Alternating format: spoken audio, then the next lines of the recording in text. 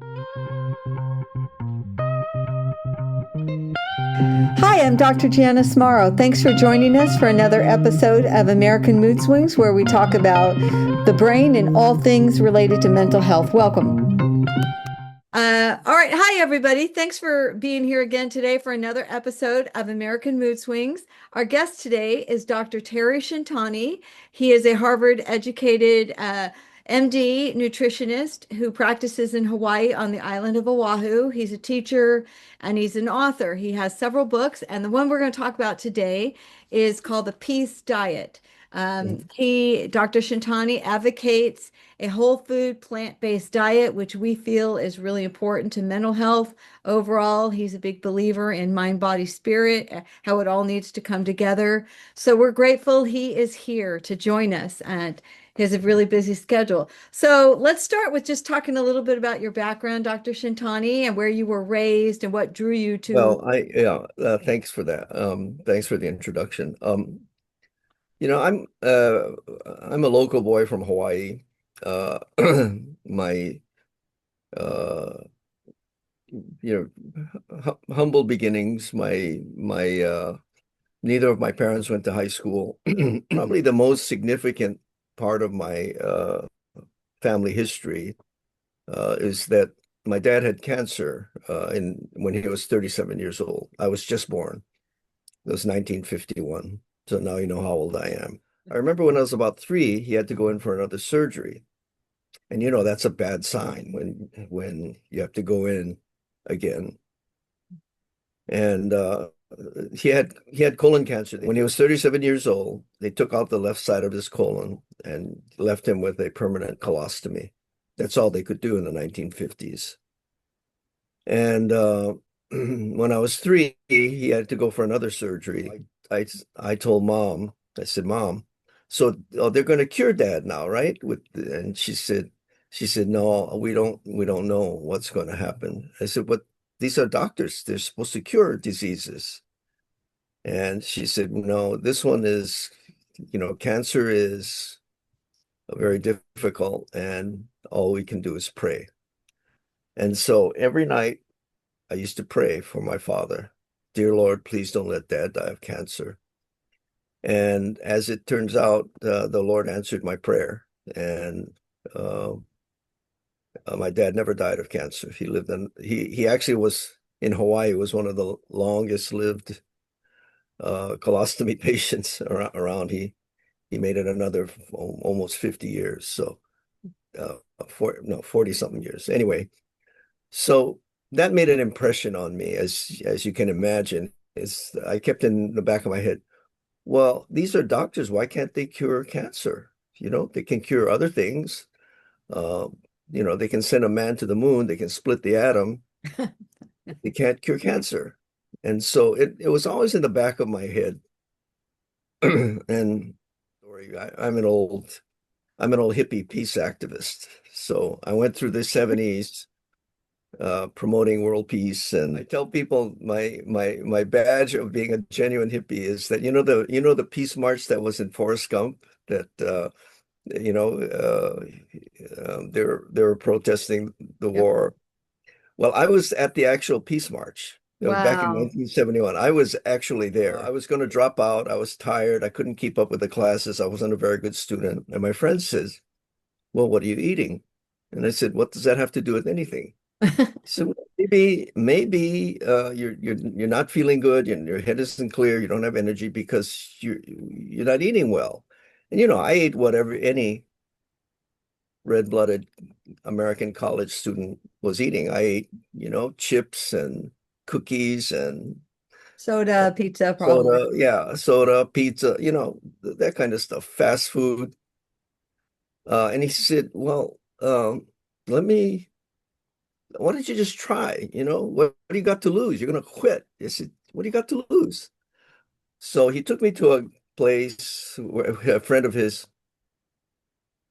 who was into macrobiotics. And as you probably know, macrobiotics is semi-vegan. I mean, there's a vegan version of it, and they have different levels. And at certain levels, they're allowed to eat some flesh. But But the purest form, the ideal diet was a plant-based whole food diet. This is one of the lessons that a lot of folks don't realize is that change your diet. It changes your energy, your brain, your thought processes, your emotions. And that's what happened to me. But the other thing was that spiritual things started happening. My teacher, my macrobiotics teacher, who was Michio Kushi, he said, "Why do you think holy people around the world are vegans? They eat plant-based food." Shaolin Temple monks, Book of Daniel, the Japanese uh, uh, Buddhist priests, they're all vegan. Why do you think? It's because when you eat clean energy of the earth, you resonate with the frequency of the earth, and your spiritual side opens up. And I started getting spiritual experiences, and I started seeing, I mean, it seemed like I started seeing the future, but I actually started seeing me as a doctor and not as a lawyer. So after I finished law school, I applied. I was the only guy studying for the bar exam and also studying for the MCAT. My change in diet was so profound in every way, physical, mental, emotional, and spiritual, that I stayed on that kind of diet. Well, I've been vegan or near vegan for next year will make it 50 years since back then. So that's my basic story. The first rule should be do no harm. First, do no harm. That's the Hippocratic oath. The second thing should be make the diagnosis. So we learn how to make the diagnosis. The third thing should be get rid of the cause, but they don't do that in medicine. What they do is they make the diagnosis and they prescribe the pill for it. Yeah. And I didn't think that. I never thought that was right. I said, wait a minute. If nutrition is the cause, like for diabetes, for hypertension, for high cholesterol, for obesity, why isn't the education directed at getting rid of the cause? That's the bad diet, the bad lifestyle habits. But that's not how it was. They teach us how to prescribe medication. And one of the most profound things that affected my view on this is when I was in medical school, in the fourth year, you start seeing patients one-on-one with a preceptor, a guy who's supervising you. So a guy comes in, patient comes in, he's hypertensive, he's got diabetes, overweight, all of the metabolic syndrome, very typical. And my preceptor, he's the one with the prescribing authority, and he's teaching me how to writes out the prescription for blood pressure, diabetes, the pills, right? So he leaves the room to let me counsel the patient. I learn how to counsel the patient. I said, so okay, so you gotta take this in the morning, this one twice a day, this one without food, like that. And he asked me a very fair question. He said, Doc, when are these medicines going to cure me? Don't you think that's a fair question? Right? And what do you think my answer was? Well, never. You have to be on it the rest of your life. And in my head, I'm going, well, wait a minute. If he's on it the rest of his life, he's still sick. Yeah. By definition, if he wasn't sick, he don't need the medicine. And I'm thinking, they're not teaching us how to heal.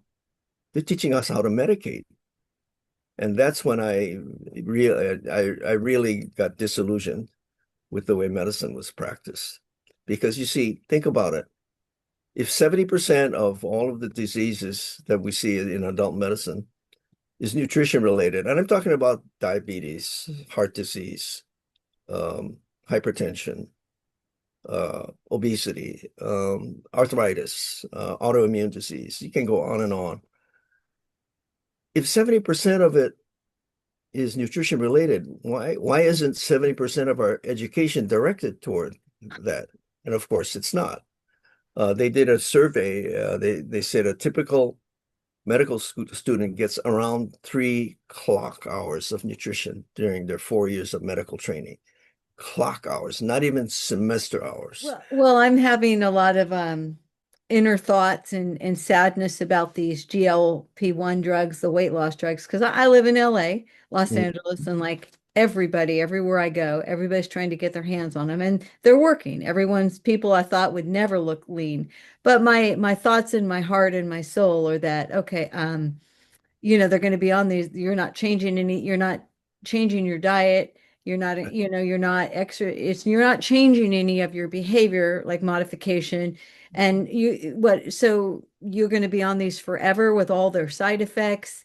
And Right. At which some I do point, right. believe. Now I'm kind of thinking, okay, maybe as a jump start, if you're 100 pounds overweight and it's like for a couple months to just get the kickstart. Like there are lots and lots of tools and things we can incorporate besides prescriptions and certainly diet. I mean, I just want to mention too one movie that I hope everybody out there watches, and it's going to be a segue into your book because there was a Netflix documentary just a few years ago called What the Health. I think it was based on a book. Did you happen to see this? Well, Oh yeah, actually coincidentally, my colleague here wrote a book called What the Health before that movie came out with. oh, well, Yeah. maybe that's what But no, but I mean there's actually no connection. It just oh, happened to be a good title. but the gist of the movie for everybody listening, it advocates a plant-based diet, and it doesn't have to be hardcore vegan, but it's amazing how quickly within just a few months people that were on, like there's a lot of people out there on anywhere from 10 to 15 different medicines. It's not one or two, and you start Right. taking my Right. mom probably for the last 15 or 20 years of her life was on at least 13. I would count, and it was hard. She'd get dizzy and they had side effects, and then they take it Right. away and they introduce this, and it's just a mess. But going to a plant-based diet within just a few months in the documentary, they follow three or four people and they're off almost all of their meds. It's amazing. It's Right. just, And actually, I was doing it in 10 days, and oh, I have a yeah. uh, I have a page in Newsweek back in the 90s because I was getting people off insulin so fast they couldn't believe it. And I took native Hawaiians who were very large, put them on their ancient diet, sweet potato, taro, and vegetables, and a little bit of fish and seaweed, and limu and greens. And and there was no calorie restriction. I just let them eat as much of that food as they wanted. And their numbers just kind of dropped out of the sky. Their blood sugars normalized, their blood pressure normalized. Uh, the the average weight loss in 21 days was 17 pounds, and this is no calorie restriction. And my project won a national award because, see, Native Hawaiians have about the worst health in the nation. Diabetes, heart disease, cancer, strokes, all of that. And we had the worst beginning statistics, and we had the best ending statistics. Well, it's beautiful to see people off. For the last few years, within politics, there's always this discourse, let's get more insulin coverage, let's cap insulin. And I Right. never hear either side saying how every time I see the politicians talking about lowering the cost, I'm just sitting there thinking, how about we have a conversation about trying to keep people from getting Right. diabetes in the Right. first place and not having any need for this insulin. I'd Right. love to hear more of that. But Yeah. let's talk about your book and you have this whole again the book we're going to talk Right. about today is the peace diet, and you have this whole person approach, yin Right. yang, external, internal, spiritual. And and you have a quote, and I 100% agree that like if your spirit isn't happy, you're never really happy. I mean, and I'll just on that note, like this week it might be the anniversary of Anthony Bourdain's passing because I've seen a lot of him Mhm. on the news. So you know who he was, right? This Oh food. yeah, absolutely. Yeah. So Yes. he had this like job that he was for people that are foodies. They thought he has this dream life. He's He all over the looked good. world, He looked happy. He was, but makes you wonder what was going on inside. Yeah. well, and his books talked about, I mean, he shared openly his struggles with mental, but it made me there was, I mean, and there's lots and lots of souls whose life ended by suicide because on the outside everything looks fine, but if it is like everything, what you read, what you watch, how your spirit feels. So let's talk about your whole person approach, the peace diet, your myplate.gov. So many things to talk about. Great. Thank you. Thank you. Um, the, the, the peace plate concept came up because for years they used the food guide pyramid. And I never thought that was really good. In fact, I know Dr. Donna Shalala, who was the Surgeon General's chief nutritionist, who helped design the pyramid. And I had this interesting conversation with her because when the food pyramid came out, we were at a conference and it was unveiling the pyramid. I kind of cornered her and said, Donna, I said, don't you realize that if you require 2 to 3 servings of meat, 2 to 3 servings of dairy, you cannot get your cholesterol under control? And she goes, I know, I know, I know. I said, if you know, why did you put it in there? She said, because this isn't our pyramid. It's USDA's pyramid. I went, oh my God, USDA? You mean this is advertising and not actual health information? She goes, she throws her hands up. He says, I can't say anything. I work for the government, so she can't, you Yeah. know. And actually, I need when my she, 401k. No, when she retired, after she retired, she came out and gave the whole story in a book called Food Politics. The idea of the book is that when your body is at peace, when all your physiological functions are at peace, when you're spiritually at peace, that's what real health is, the whole person health. And in that diagram, I have eight other items around it because I'm trying to say that it's not just food, yeah, right? really. Yeah. So 4 of those are internal and 4 of those are external. The the external ones are earth, air, fire, and water, which is the old elements of alchemy. But when I say that, I'm saying earth, well, that you're exposed to things of the earth. That includes food and toxins and chemicals. Earth, air, you know, air pollution, smoking. Fire, that's energy, EMF, radiation, ionizing radiation. And then water, polluted water. See, you have to have clean air, clean earth, clean air, clean fire, and clean water to be optimally healthy. So that's the external parts. The 4 internal is physical, mental, emotional, and spiritual. All of those to optimize your health, you need ideally to have all of those healthy. Physical health, of course, your blood pressure, your cholesterol, your weight, all of that. That's physical health. But then there's also mental health, having a good positive attitude. And by the way, if your physical health is in line, you have bodily health. If your mental part is in line, you actually will be successful in whatever your endeavors are. Emotional health, that's your relationships. You'll have good relationships. And spiritual health, you will be aligned with the Almighty, whatever your belief system is.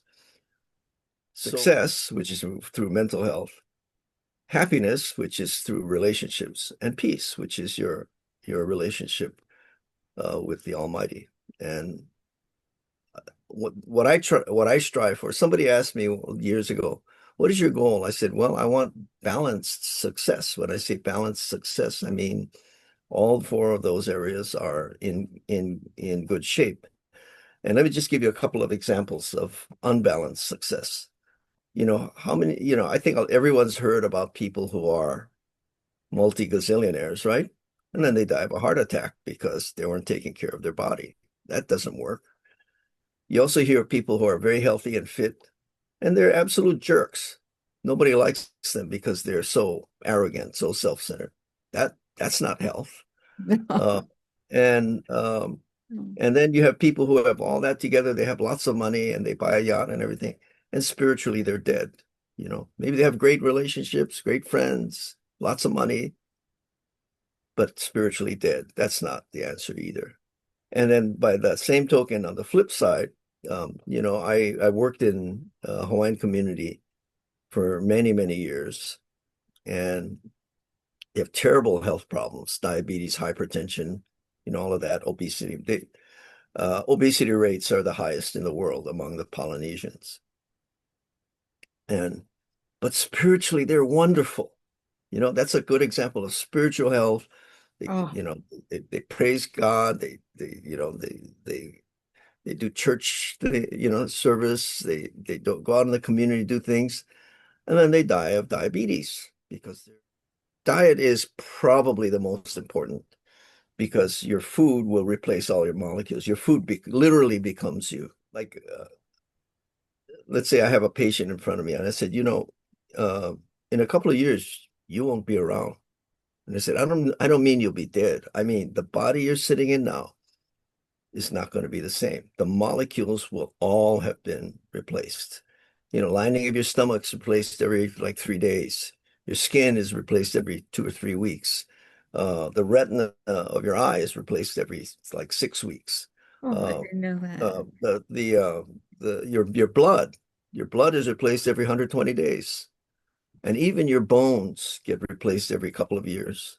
So the body that you are sitting in now and that I'm sitting here, a couple of years from now, will be completely gone, and it'll have been replaced by new molecules, from the coffee I'm drinking, Oh. from, the Hawaiian? Is that Kona? Nah, Kona coffee. coffee I wish it was. No, no, something. I think it might be because my wife makes my coffee for me. I'm Oh, spoiled. isn't that I'm that's so spoiled. I, that's I you have a very know great wife. when you were kind of just outlining these, it just quickly made me think of someone. I heard an interview a few months back on a podcast. Have you heard of it's a Airbnb? They do when people rent out their rooms in their Mhm. home. Yeah. So the founder of that, his name is like Brian Chemsky or something, and he was doing a podcast. He was the guest, and he was talking about how unhappy he was worth all this money. I mean, like billions, this company and his 40th birthday, he had become a workaholic, right? And you just kind of forego your family and friends. You just Right. don't spend it. And it was his 40th birthday was coming and he wanted to plan a party. And he sat down to make a list and he was like, I didn't even have 5 people because I had been so out of touch with people. I felt so, but it was a wake up call, like something inside of his soul said, this isn't how I want my life to be. I'm 40 years old and I don't even have anybody I can invite because I've become so consumed and there has to be more of a balance, right? But Yeah. thankfully he realized it, pretty young. So to your point, you could have your physical health, even your spiritual health, but if you let your family, you don't spend the time there with your loved ones, people die, Exactly right. they leave. They say this isn't Exactly.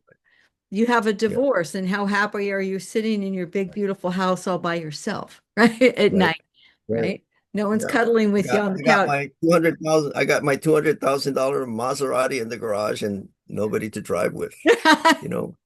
Yeah, yeah, that's kind of So what this guy was saying on the I said Airbnb it different, guy, right? Yeah. and it was a wake-up call. Well, let's talk about what happens when someone comes to your office or this 10-day program that you put them Mhm. on that you talk about in the book, and then you talk about like a difference between diabetes 1 and diabetes 2 and the insulin So, resistance and things like that.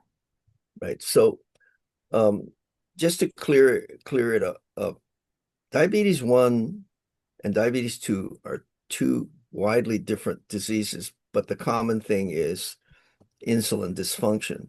Now, in type 1 diabetes, it's an autoimmune disease where your own body's immune system, and this happens when people are young. Uh, their body's own immune systems destroy uh, the beta cells are the cells in the pancreas that produce insulin. Um, and it destroys that. And suddenly you can't make insulin. You can't make insulin. You cannot get the sugar from your bloodstream into your cells. If you can't do that, your body will just not function and will die. I mean, there's no you. That's why they call it insulin dependent diabetes. That they used to call it that. Now they call it type 1, but it's because insulin dependent meaning if you don't take insulin, you will die. So that's how dire that is. On the other hand, people have lived for decades with type 1 diabetes if they managed it, but they have to shoot insulin daily. Type 2 diabetes, and by the way, most of them are slim most of their life because you need insulin to produce fat, body fat. The flip side is type 2 diabetes. Type 2 diabetes is based on insulin resistance, meaning that the insulin is there, but it doesn't work well. And if insulin doesn't work well, then what happens is uh, your body produces insulin to try to push the sugar from the bloodstream into the cells to keep the blood sugar down. But if the insulin doesn't work, then if the sugar stays high in the bloodstream, insulin will go up to try to push some more in. And a little more will go in, but then not much. And then pretty soon, now your blood sugar is higher. Then your insulin has to catch up and go higher. And it's this endless cycle of driving your insulin up. And when the insulin goes up, you know what happens? You put on fat. Your body has no place else to put the calories, so it starts to store it away in fat cells, and you need insulin to do that, and that's why insulin is so important. But Okay. what the insulin does is it's lipogenic. It causes your body to make fat, not break down fat. Okay. Yeah, Yeah, my so just mom, remember, my mother was on insulin. She passed a few years ago, but she was a type 2 diabetic. She developed it gestational diabetes, but yeah, my whole life she took about 2 shots, and was yeah, just and actually, very, oh. right, And yeah, then at the end, when her body was really starting to fail, because there were so many chronic diseases by then, heart disease, then she was up. It was awful. It was like maybe anywhere from 8 to 12 shots a day because yeah. they'd give her these two, and then there's more, and it Well, was then what's probably happened is um, they're starting to look like a type 1 because their insulin cells are burned out. They start dying off because they can't they are overworked, so to speak. So there is I personally I would feel better if they would have like a type 1.5 diabetes, something in between. You know, I was going to say type 3, but they're already calling Alzheimer's disease type 3 diabetes. But anyway, something in between because you can tell if the person is still making insulin because they're overweight, because they can't get overweight without the insulin. So when I see a diabetic who's skinny, an adult person now, not a child, uh, if they're on in years, let's say in their 60s, and they're skinny and they're still can't control their blood sugar, then that's, I think, a disease of insulin deficiency, not insulin lack, which is type 1, but then it's insulin deficiency. But most type 2 diabetes is insulin resistant, which means the way I explain it is that let's say you're eating a regular meal and there's some glucose in it, blood sugar, and it puts it into the cells. Well, at some point, if you eat too much and you don't burn it off, it starts accumulating in the cells. And so the next meal you have, your sugar goes up and the insulin tries to push it into the cells. And it's not so much that the insulin doesn't work, but the cell doesn't want any more sugar because it's already got a lot. And so they can call that insulin resistance, I suppose, but it's like it's like blood sugar overflow. And so when that happens, the best solution is exercise, burn it off. That's why exercising helps to get blood sugar down fairly quickly and get your insulin level functioning very quickly because now you empty out the cells of extra sugar. glucose, extra sugar, or extra glycogen. And now it's okay, I got room for more blood sugar. Then then the insulin works better. So I tell people, if you want to get good control of your diabetes, and probably this is why my project works so well. And by the way, I turned diabetes around on a high carb diet.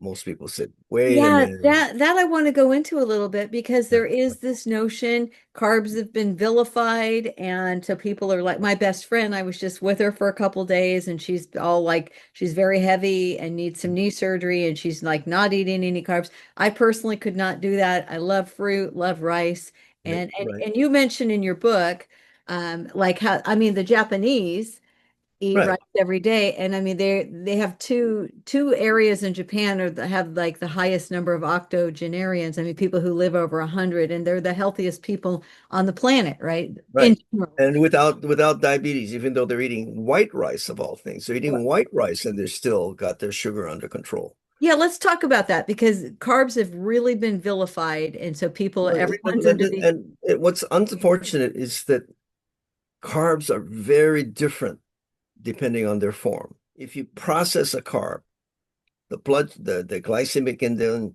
just goes right out the roof.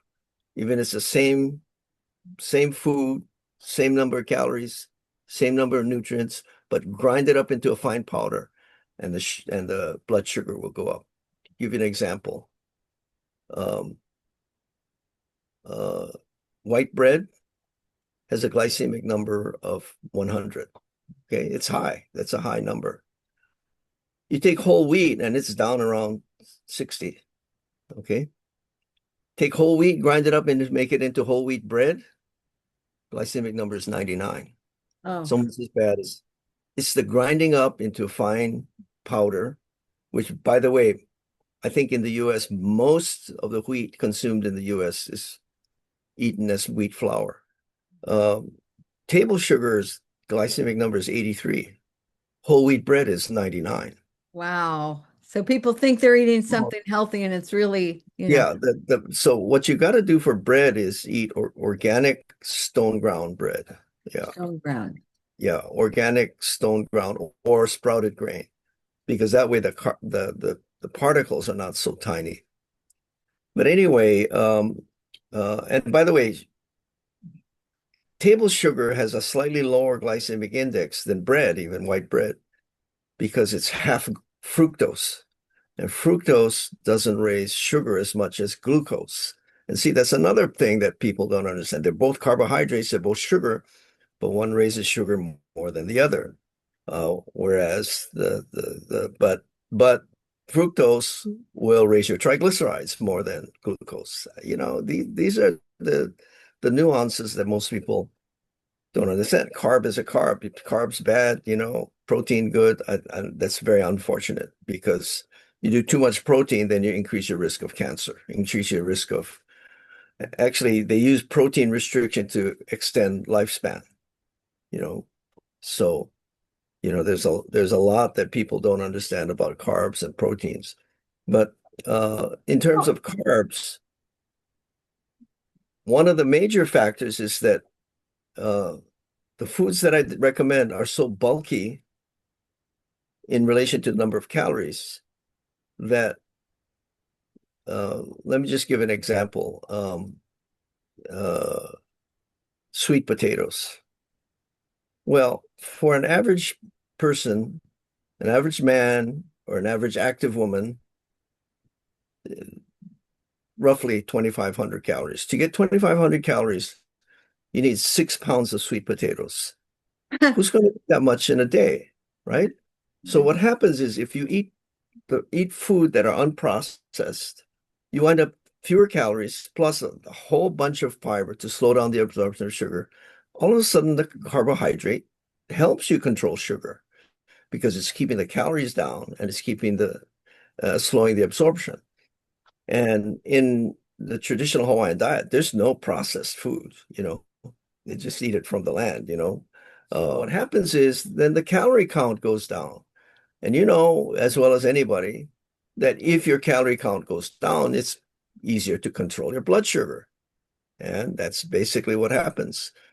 And the interesting thing about getting somebody off of insulin is my secret is that if they're overweight and on insulin, it's easier to get their weight to come down. And people say, what are you talking about? That's the most difficult. But you see, what you don't realize is some of their weight is because of the insulin they take. So let's say I get their blood sugar under a little bit of control, then I cut back on the insulin. With less insulin, they lose weight faster. They lose weight faster, blood sugar comes down faster. Blood sugar comes down, then I can back off on insulin instead of getting bigger and fatter and poor blood sugar control. Now, they eat the right food, the fiber and the number of calories, slow down blood sugar down. They need less insulin. When you need less insulin, uh, your weight comes down because you don't have the insulin driving the fat production. So I cut back on the insulin. When I cut back on the insulin and their weight starts coming down, their weight comes down, blood sugar is easier to control. And it just repeats the cycle. And one patient, and it's published in Newsweek, 5 days I got her off of 80 units of insulin because she followed my instructions carefully. I have to say it doesn't happen for everybody. I know we're only talking about type 2 diabetes, so I don't want any type 1 diabetic, trying to control their insulin, get off insulin. If you're in type 1 diabetics, please do not try to get off your insulin. That could be fatal. But in true type 2 diabetes, if you do it right, it can be done relatively quickly. If they go to peacediet.org, I will get their email address so that when I launch my membership program, they can find out about it when it comes up. The membership will basically, it's going to be, you see, I have a concierge practice in Hawaii. Okay. They pay an annual fee to see me. Oh. I still charge their insurance, by the way, but the annual fee is for the right to see me, and I call it Club 120 Plus because I'm helping people to stay healthy up to 120 years, and then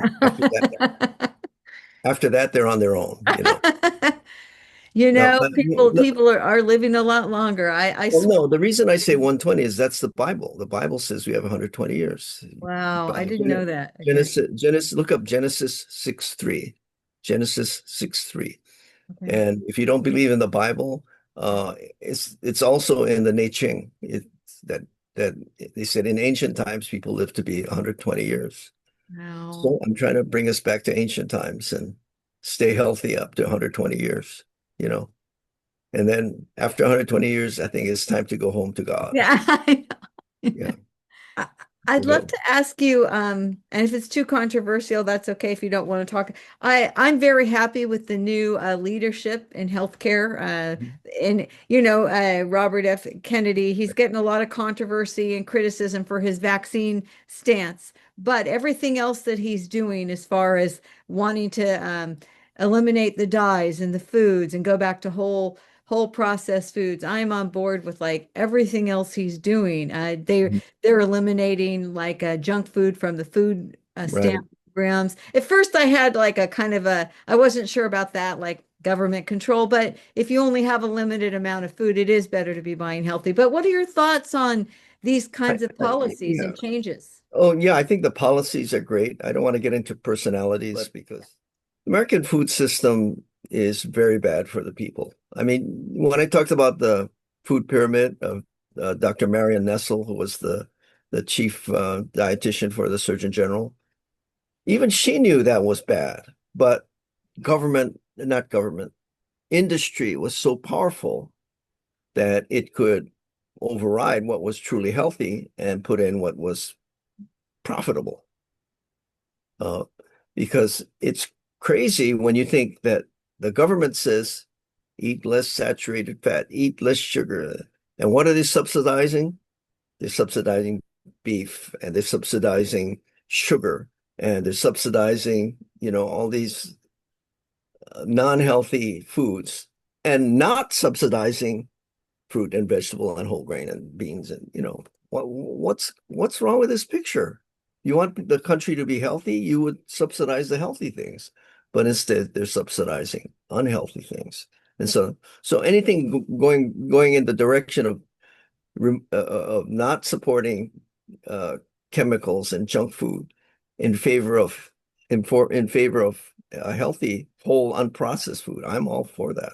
That's the other thing that I'm all for is not allowing the drug companies to gouge the American public by jacking up their prices. Um, I think that's important to keep uh, uh, drug prices under control. I think they need to go a little further, though. They need to change the education system. They need to teach doctors. They need to teach Oh, yeah. nutrition better. Um, it's low cost. Unfortunately, it's low profit, but in the end, the payoff is big. I mean, you save one person from a hospitalization for diabetes, for example, or save one person from dialysis. Oh, My God, we're talking hundreds of thousands and millions of dollars. And it could be done so simply by educating, the you gym know, I go to, I swim at LA Fitness here every day, and in the Shames Shopping Center, almost like 3 stores away, is a dialysis clinic. So every morning when I'm walking right. into the gym, I see all these ambulances and people going into this That's right. dialysis, Right. and That's right. it is gut. That's an industry. That's an industry in itself. And it's like, well, what if people learned how to eat better their whole life? Yeah, They're going to have to do that. And it's eh, so one of the things I'm working on is a system where I can, now that we have the internet, when I started getting onto social media, I was just stunned how many people I could reach. I mean, a couple months ago, I think I had 4 million views in 1 month. very 4 yay. million. And I'm thinking, how it's so I'm thinking with that kind of potential, I can actually make a pretty, as Steve Jobs would say, a dent in the universe. Yeah, I could make It makes my heart happy to hear those numbers and that you're reaching. I think every day we need to be getting into the yeah, schools. that's my intention is I'm going to try to get my membership program so that it can work just as easily nationally or even internationally for that matter, so that people uh, uh, can be encouraged on a day-by-day basis to stay healthy because the information is not that complicated. It's actually getting people to do it. That's the tough thing. And I spent a lot of time. I used to teach public health classes on on how to um, uh, on how to get health programs to work. That's one of the reasons my program won a national award because I work in a traditionally very difficult population to work with. Uh, you know, Actually, almost any low income population is going to be difficult because they got other concerns, right? Yeah, And that's a nice way to put it. my nutrition degree from Harvard is also a public health degree. When I was doing my project, a lot of what people wanted was, well, of course they want weight loss, but they also wanted it was a time when there was a cultural renaissance in Hawaii. The Hawaiian culture was starting, there was a lot of interest in it. So I said, if we can frame all of this as a cultural thing, I think there'll be more buy-in. And that's what happened. We said, you should be proud of your culture. It was a healthy culture. It had healthy food. These foods did this, these foods that. This would prevent diabetes. Oh, and they say, oh yeah, that's me. That's my ancestors. They internalize it much more readily. But I think that's one of the things that helps to get people to uh, to change their diet. In my program, I did a 7-year follow-up, and the average weight loss maintained over a 7-year follow-up. So the average follow-up was 3.5 years, was right around 15 pounds less than they did when they started. Nice. I don't think there's any other program that has that kind of results. Usually you see these Weight Watchers and these other Nutrisystem. You lose the weight as soon as you're off the program. Within a year, you gained it all back. But I think that's but what's going to happen with these weight loss drugs that everyone's taking because oh nothing's yeah, once they stop, they're going to get their yeah. And what they said that the danger is when you lose weight with GLP-1, like Ozempic or just there's a whole Ozempic bunch. or Mounjaro or tirzepatide, all of those. They say you lose fat and muscle, but when you gain it back, you're only gaining fat back, Okay. unless you go into a rigorous exercise program. Yeah. So there's going to be a lot of people who lose fat and muscle and not going to do the exercise program to when Yeah. they start gaining it back. So in the end, you still have to have a good, healthy diet and lifestyle, and not just rely on. And as you said earlier, maybe it's not bad as a kickstart. You know, same thing as I was using keto diet as a kickstart. For some people, but it wasn't good in the long term. Yeah.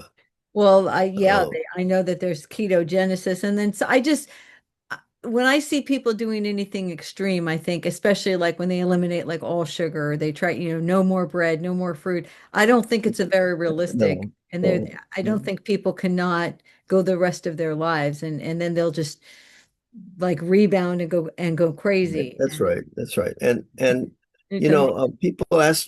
I think people ask me, say, what diet should I do? I'm so confused. People say no carbs. People say lots of carbs. People say that, and I said the first thing I say is first look at people who are healthy for a long time. Just the Okinawans, for example, or the Mediterraneans. They live a long time. They're eating lots of grains. They're eating lots of, fair amount of carbs. They're eating whole unprocessed plant foods. They're not eating very many animal products. Um, the other thing is you look at other sources like Rudolph Tanzi, the head of the Alzheimer's project at Harvard. He says, and you can look it up. You can look it up in a video. He says, uh, in the animal kingdom, and he studied Alzheimer's disease and Alzheimer's pathology in animals across species. He says all animals, if they live long enough, get Alzheimer's pathology, except for herbivores. Oh, Plant eaters never get Alzheimer's pathology. And wow. I've never heard that. That's very yeah, interesting. we have the anatomy closer to an herbivore than a carnivore. Long intestines, because carnivores they get constipated, but to them it doesn't matter because their intestines are short. Mm. Uh, we don't have the teeth for it. Did you know that meat eaters, their jaws don't go sideways? Ours go sideways easily, so you can grind vegetables and grains. Carnivores, they're hinged like this so they can shear pieces of meat. If you had that kind of jaw, go ahead, you should be eating meat. But we don't have very many sharp teeth to tear flesh. So if you look at that, you start thinking, well, maybe my natural diet is not a carnivore diet. You know, I mean, we're just talking about common sense in nature. Um, and actually, when you look throughout the history of the world, the history of humanity, we actually never, they said, oh, we shouldn't eat grains. Those are modern foods that humanity never thrived until they started eating grains. Mm. They would be hunter-gatherers, a few tribes here and there. But when they started eating grains, I mean, it may have been part of uh, basically the development of civilization. But if grains were so bad, how come these people thrived when they ate grains? I mean, you can look around the world. China ate rice. Egypt, they ate barley and sorghum. Europe, they ate rye and wheat. All the way around, you can see the same I think thing. it's true. I And saw something about how in Japan that they have a nutritionist who goes, it's their policy that they go to all the schools and yeah, every place of employment, and the nutritionist works like like with the schools, the nutritionist works with the kitchens, so these kids are eating. It's just if that's true, I think that's amazing. And then they have, yeah, they live longer, a lot less chronic disease, and absolutely. Yeah. a lot more community. Just they're doing so many. It's almost like why, isn't the USA supposed to be the most advanced, and Yeah. yet we're so far behind in places like in things like that. Yeah. Yeah. The sick of we spend a lot of money and we have, we started this discussion with you talking about your father who was diagnosed with, I think it was colon cancer, Oh, very. Okay, so just today, or in the last couple of days, it was all over social media. I wasn't familiar. There was a young influencer who died at 30. He just became a father a month ago, but he died. He had been journaling. He was diagnosed with colorectal cancer at 25 years old. In the US, that's like one of the wow. fastest growing cancers in Yeah. young. It used to be in older people, but they're seeing a surge. And I can't help but think a lot of it's diet related and Yep. the poisons. But I mean, 25 years old It's with crazy. colorectal, and he That's died. He just you're died this week. And then there was an actor just a couple of years ago. He was the guy in Black Panther, and he died. right. Chadwick Yeah. Yeah. He was Boseman, only like 41 or something like that. super young, but he had been struggling with it for years, and nobody knew. But we're just seeing, to your point, like a lot. We spend the most, more than any other country in the world, and we have this, to me, and what I see, the sickest, fattest, most, Right. oh, childhood diabetes, cancer, everything's. We need a radical change, and You, I you people know, like you that are out there advocating. Um, when I was at Harvard, one of my the reason I connected up with public health because I wanted to learn how to get it out to the public, the information out to the public. now you can. And for one of my project was to change the Massachusetts school lunch program. And I went to their head of their Department of Education, their main office, and I said, I'm a student at Harvard and I'm interested in nutrition and all. And I sit there and I talking to the person who was in charge of the school lunch. He says he's shaking his head. He said they won't let you do this. I said, what do you mean they won't let me see this? He said, don't you know that the school lunch is controlled by the USDA? I went, oh my God. The commercial enterprise or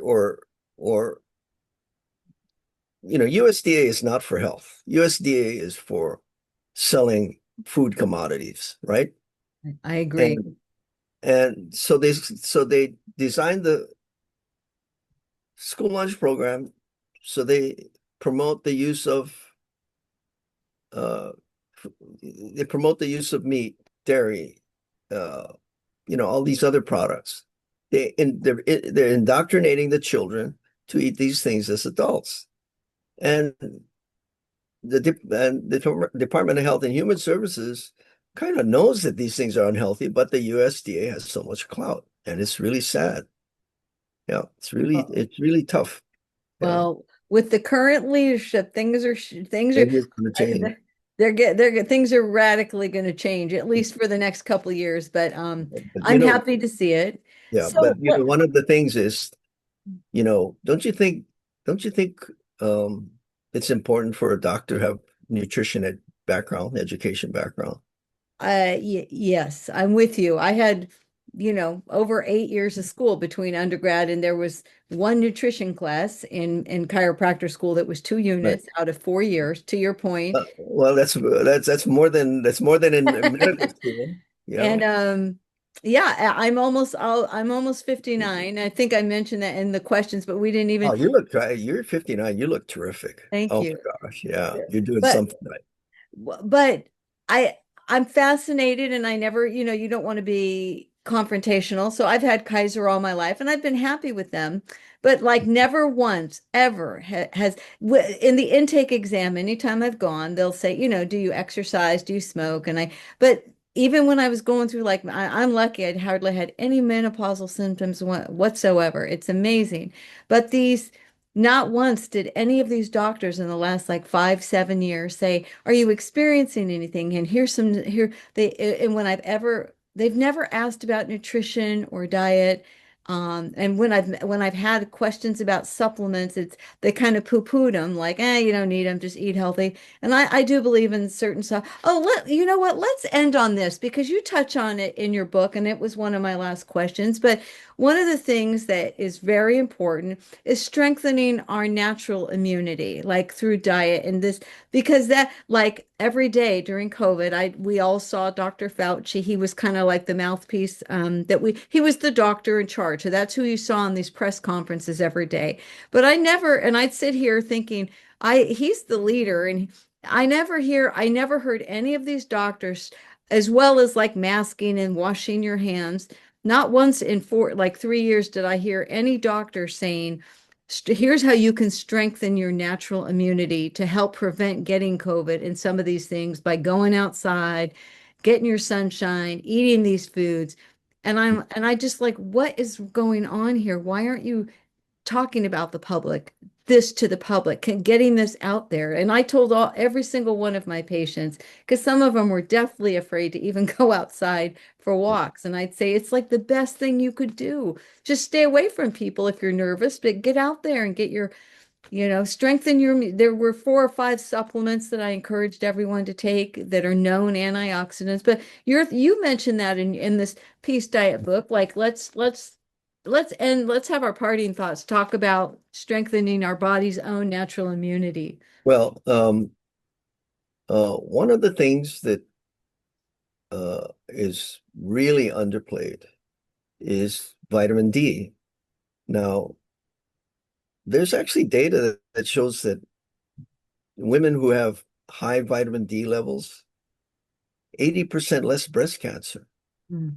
Well, why are we recommending that more vigorously? And it's not just, I think it's like I think it's like 30% less colon cancer. I can't remember the figures off the top of it, but most cancers are less prevalent if their vitamin D is somewhere around 50 or higher. Well, why are we doing that? During COVID, they showed that people who had high vitamin D, survival was 50% better than those that had low vitamin D. Why weren't we telling people to take vitamin D and get their level up there? Uh, that alone would have saved, I mean, if you look at the data, probably would have saved half the millions of people. Well, people like you were, but most of the people out there were not, and it was very frustrating. And when Well, people it's did because try to talk about, nobody makes money selling vitamins. It's an inexpensive supplement. Basically, if you to boost your immune system, you make sure you have all the necessary nutrients. Eat lots of colorful vegetables, especially with vitamin D is really a key to immune system. Exercise is important. Um, uh, you know, exercise, and I'm talking about enough um, aerobic exercise to get your body circulating so that it wakes up your immune cells and it flushes out all the junks and the toxins. That's also very I important. do see somebody like you who's advocating nutrition and prevention and this staying healthy and like not getting sick in the first place and reversing things. I mean, watching my mom do insulin every day for 50 years, and then at the last year, Oh yeah. it was painful and awful. And she just went through to me, I'd call it a living hell, and it could have just all been so different. And so thankfully, hopefully we'll see that change in the future. But are there anything I didn't I mean, maybe we can always have a part 2, and I hope to meet you one of these days when I'm Yeah. in Yeah. Hawaii. That's Um, that'd be great. I No, very it's much just appreciate you joining me today and taking the time. You're a no, busy well, guy. thanks for setting this up. This is, it's a win-win for everybody. We get a good message out. People get um, a little bit of education, and I appreciate that. If they want to see a little bit more, if they go to peacediet.org, they can get a free ebook. That one is purchased. That one, Oh, if you okay. want to buy the book, Okay. you go to Eat Slim, eatslim.org. Okay. That takes you to, actually, you can just get it on Amazon. But peacediet.org is where you get a free ebook, and I have lots of my information. It's a 100-page ebook. It's not Wonderful. like a 20-page pamphlet. Well, one It's of the things I love too in your book, and people will see that if they take the time to read it or download your is like when you see how much more you can eat, that's like there was an analogy in your book like how many calories a muffin is, and then you've right, got, pictures of like you can right, eat so much more. So it really is funner. And if you're a foodie, if you're just doing it right, I'd rather eat a whole big plate of stuff than a muffin, and the muffin's 500 calories, and then you've right. got this over here. Like, look at, you could have three eggs and this and this and this and this for that in the same, and or all the fruits and vegetables. So it's great. Yep. Um, all right. Well, I hope you have a great weekend and Well, 4th of thanks for July. setting this up. I appreciate it, and I'm glad to know you, and I wish you the best, and I wish you success in everything you do, and I Thank you. And I'll appreciate stay in it. touch. Aloha. All right. Thanks, Dr. Shintani. Okay. Have a great 4th of July. Same to you. Thanks, everybody, for joining us for another episode of American Mood Swings, where we talk about the brain and all things mental health. Hope to see you next week, and please share with your friends.